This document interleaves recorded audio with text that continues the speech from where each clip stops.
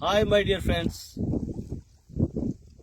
నేనున్న ప్రాంతము మా మంతినికి జస్ట్ 3 కిలోమీటర్స్. అంటే ఈ గోదావరి కూడా మా మంతిని గోదావరి తీరంగా చెప్పుకోవచ్చు, అందులో సందేహం లేదు.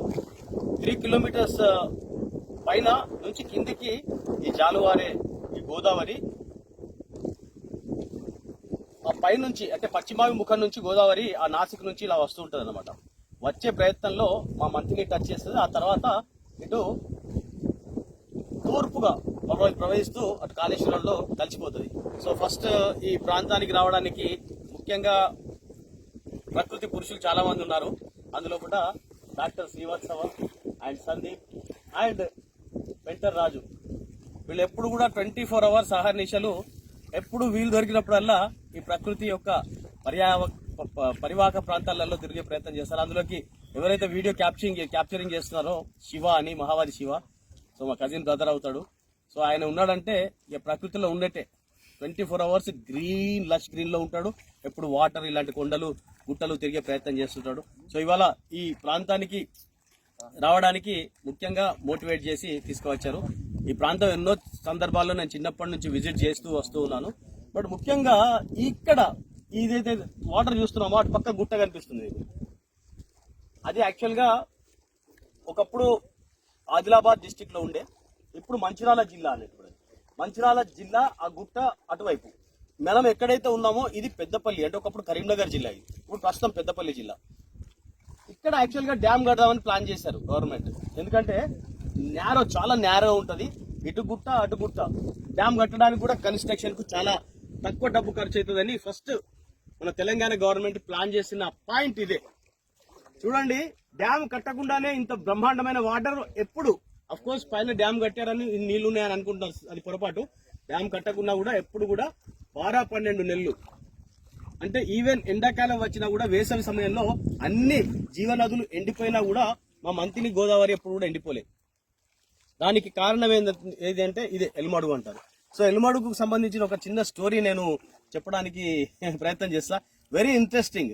ఎల్ అంటే ఒక అపశబ్దం అనుకోండి, ఏమనుకోండి, నేను దాన్ని ఇండైరెక్ట్ భాషలో చెప్తా. పూర్వం ఒకానొక సమయంలో కొన్ని వందల సంవత్సరాల కిందటి విషయం చెప్తున్నా.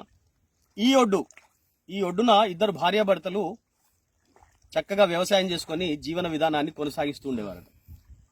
ఆ సమయంలో ఏమైందంటే ఆయన పొలం పనులకు వెళ్ళడము, ఇటువైపు ఆ గుట్ట ఏదైతే కనిపిస్తుందో అక్కడ అన్ని చాలా చాలా టెంపుల్స్ ఉన్నాయి. మీరు చూస్తే కనుక శిల్పాలు చెక్కినట్టుగా ఉంటాయి. తర్వాత జూమ్ చేసి చూస్తే అక్కడ కొన్ని టెంపుల్స్ ఉంటాయి.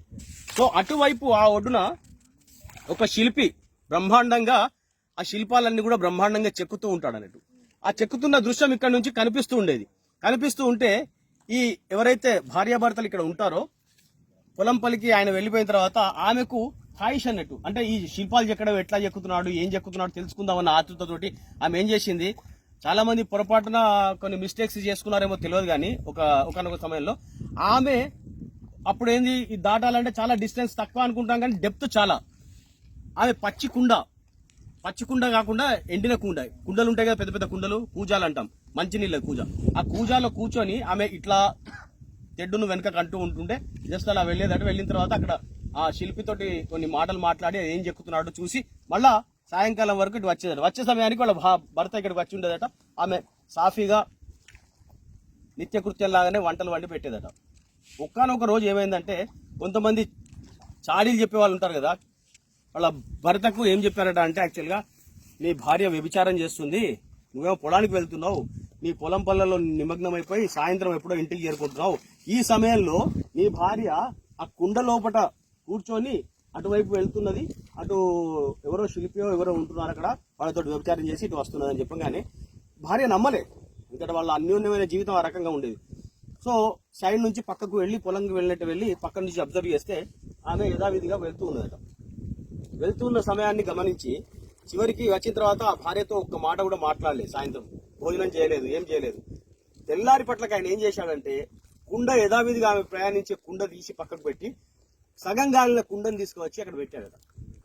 పెట్టిన తర్వాత ఆమె ఏం చేసింది, పాపం రెగ్యులర్ గా వెళ్ళింది. వెళ్లే సమయంలో ఆమెకు శిల్పాలు చెక్కడం చూడడమో లేకుంటే ముచ్చటించడమో ఇట్లాంటిదేమో ఉండుండవచ్చు మేబీ. అదర్వైజ్ మరి ఆమె అక్కడికి ఎందుకు వెళ్తుంది. సో ఆమె ఇట్లా వెళ్తూ ఉండగానే సగం దారిలోకి వెళ్ళంగానే ఆ కుండ పచ్చిది కాబట్టి విచ్చుకపోయింది. విచ్చుకపోగానే అమాంతరంగా ఆమె అధపాతాళానికి వెళ్ళిపోయింది, మరణించింది. ముఖ్యంగా ఆమె మరణించిన తీరును అందరు గమనించారు, కానీ అక్కడ మరణించిన ప్రదేశంలో శవము కనిపించడం లేదు. ఎందుకంటే మనకందరికి తెలుసు, ఒక్కసారి కనుక నీళ్లలో పడి కనుక ఎవరన్నా పాతాళంలో వెళ్ళిపోతే చనిపోయిన తర్వాత అది 24 అవర్స్ లేకుంటే 36 అవర్స్ తర్వాతనే పైకి తేలుతుంది. అంత మట్టుకు మాత్రం అది అడుగుననే ఉంటుంది. సో వీళ్ళు ఏమనుకున్నారు, ఆ భర్త అయ్యో చనిపోయింది కదా మరి శవం పైకి రాలేదని ఆయన ఒక చిన్న ఓడ వేసుకొని తయారు చేసుకొని అక్కడికి వెళ్ళి ఎక్కడైతే స్పాట్ లోపల ఆ కుండ విచ్చుకపోయిందో అక్కడ పాతాళగరి అంటారు. పాతాళగరి అంటే ఈ మధ్య కాలంలో ఈ జనరేషన్ లో తెలియదు కానీ 4-5 కొండ్లు ఉంటాయి దానికి. తాడు కట్టి బావిలో కనుక మనం బొక్కెన పడితే తీస్తాం కదా, బకెట్ పడితే, సో అలాంటిది కట్టి ఆయనే మామూలుగా కాదు 6-7 నులక తాళ్ళు, అంటే ఒక మంచానికి అల్లే తాడు ఎంత పడుతుందో అలాంటివి 7 మంచాలు